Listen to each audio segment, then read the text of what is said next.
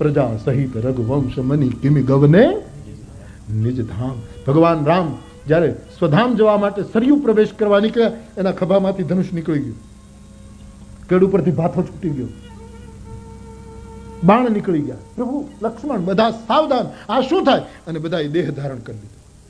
ધનુષ્ય દેહ ધારણ કર્યું, ભાથાએ દેહ ધારણ કર્યો, બાણોએ દેહ ધારણ, અને પ્રભુની આગળ પિતાંબર પહેરીને ચાલવા લાગ્યા. આંખમાં આંસુ. રઘુનાથજીએ કહ્યું કે મારા ધનુષ બાણ, મારા શસ્ત્રો કોઈ દિવસ નીકળ્યા નથી મારા હાથમાંથી, હું મૂકી દઉં વાત જુદી છે, પણ નહીતરી ગયા નથી. આજ તમે કેમ?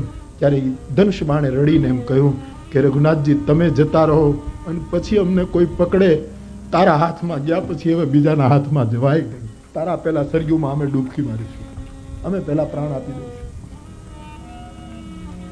વેદો સ્તુતિ મહાપ્રયાણ તો રઘુનાથજીનું તમે જુઓ. હથિયારો કહે, રડ્યા છે હથિયારો, તારા હાથમાં અમે રહ્યા, હવે બીજાના હાથમાં અમે અમારો હાથ ન સોંપ. એના પહેલા તો અમે ડૂબી જઈએ, વધારે બહેતર છે રઘુનાથ. આ સમર્પણ.